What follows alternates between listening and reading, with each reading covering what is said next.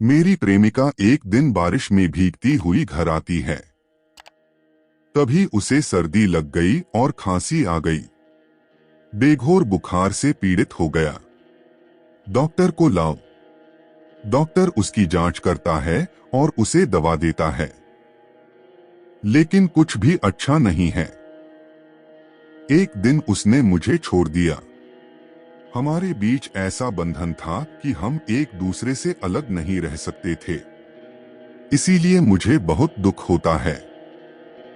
इस निराशाजनक घटना में अपना चमत्कारी कार्य पूरा करके मैं देश की ओर निकल गया। मैं कई देशों का दौरा करने के बाद कल ही घर लौटा हूँ। घर में प्रवेश करते ही अतीत की अनेक स्मृतियां मेरी आंखों के सामने घूम गईं। मैं अपने आप पर नियंत्रण नहीं रख पाता।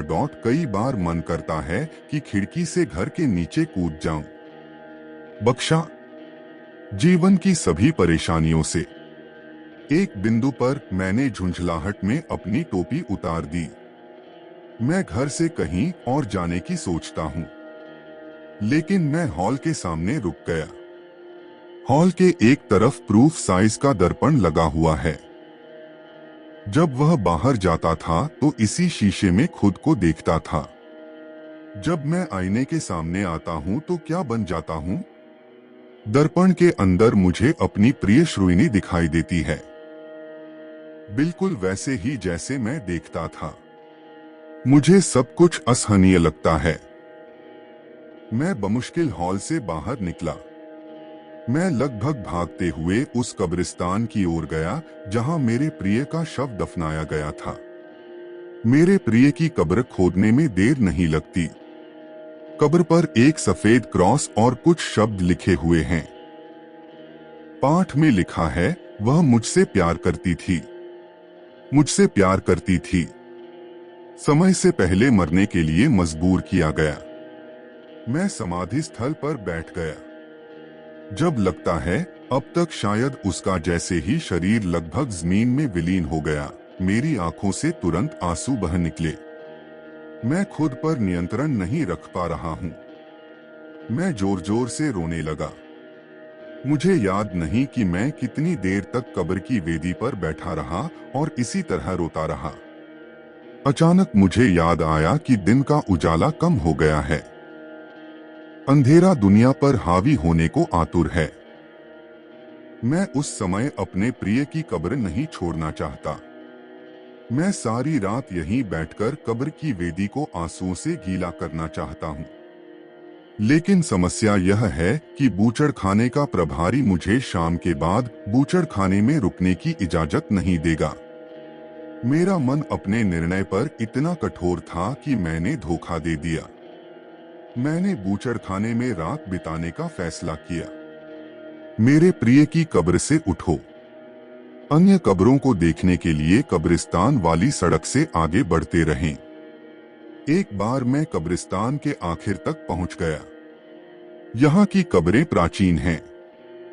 अभी तक मृत व्यक्ति का रत्ती भर भी पता नहीं चल पाया है।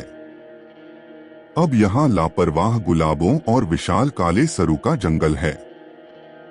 समय की मार से कब्र पर बना क्रॉस का निशान लगभग मिट गया है। आने वाले दिनों में नई लाशें इन पुरानी लाशों का अस्तित्व मिटा सकती हैं।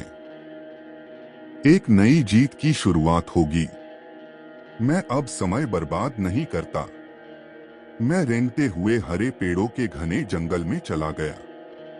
जिस तरह जहाज डूबने के बाद तैरते जहाज के यात्री लकड़ी के टुकड़े को पकड़कर खुद को बचाने की कोशिश करते हैं, उसी तरह मैंने भी एक घने पेड़ से चिपककर उसके साथ घुलने मिलने की कोशिश की।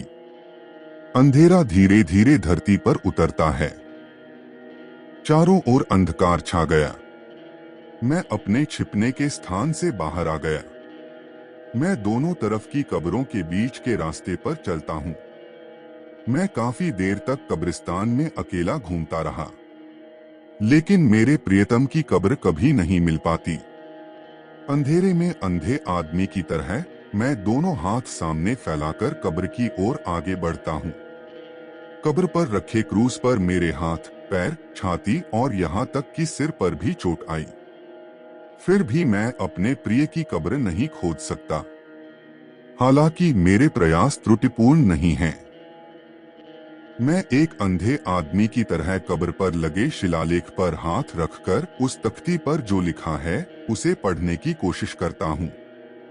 स्वभावत हर किसी के लिए यह समझना कठिन नहीं होगा कि वह रात मेरे लिए इतनी भयानक नहीं है। चूंकि आकाश में चांद नहीं था, मेरे लिए धीरे धीरे सब कुछ अंधकारमय हो गया। मैं बहुत डर गया था। दोनों तरफ कब्रों की कतारों के बीच में खड़े होकर मुझे समझ नहीं आ रहा कि क्या करूं। एक बार मैं एक कब्र की वेदी पर बैठा था, क्योंकि थकान मुझे निगलना चाहती है। मैं अब और नहीं चल सकता। घायल हाथ में काफी दर्द होने लगा। परिवेश इतना शांत है कि मैं अपने दिल की धड़कन की आवाज सुन सकता हूँ। अचानक एक बार बूचड़खाने में मुझे अपने बहुत करीब से एक आवाज सुनाई दी। मुझे समझ नहीं आता कि वह शब्द क्या है। मुझे याद नहीं पड़ता कि मैंने पहले कभी ऐसी आवाज सुनी हो। एक बार ऐसा लगता है कि यह शब्द कहीं और घटित हुआ होगा। डर में ऐसा लगता है मानो यह आवाज बूचड़खाने में हो रही हो। फिर भी मैं कब्रिस्तान के चारों ओर भय की दृष्टि से देखता हूँ।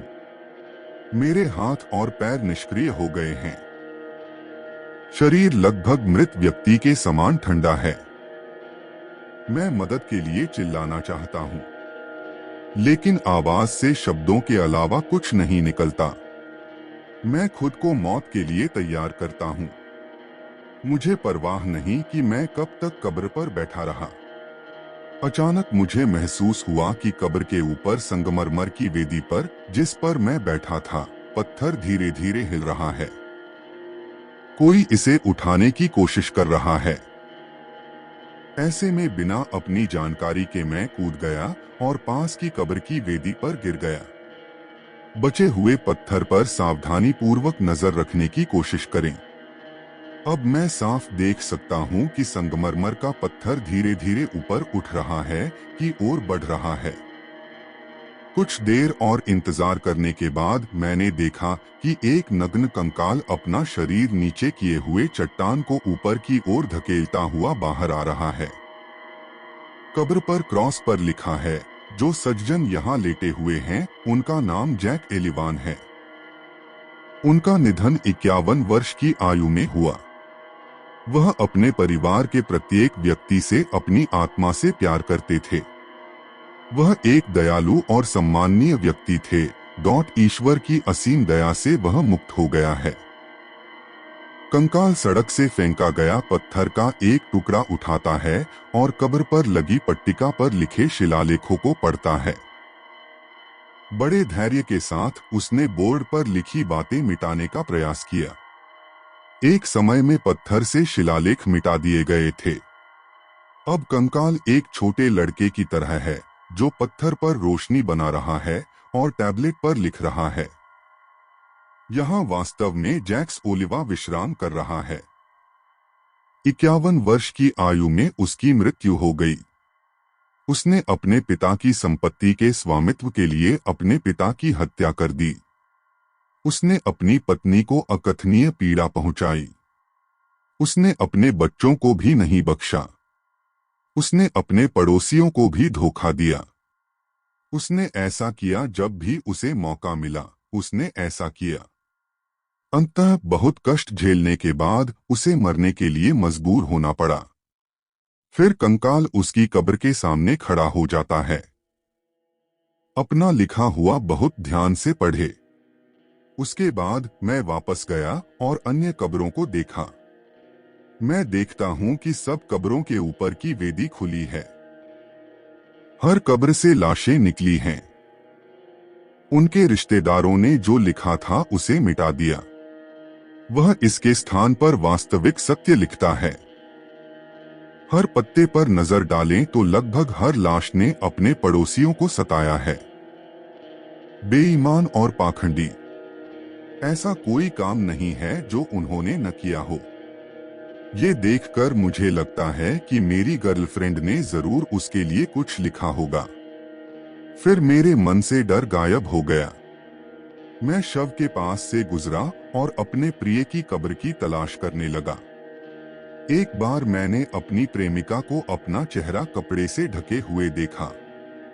हालांकि मेरा चेहरा कपड़े से ढका हुआ है, फिर भी मैं अपने प्रिय को पीछे से पहचान सकता हूँ।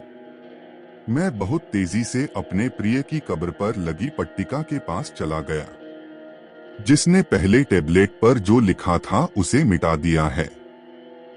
मेरी प्रेमिका की लिखावट में लिखा था, एक दिन तेज बारिश में मैं अपने प्रेमी को धोखा देने के लिए घर से बाहर गई। परिणामस्वरूप भीषण ठंड से मेरी मृत्यु हो गई। मुझे याद नहीं कि आगे क्या हुआ।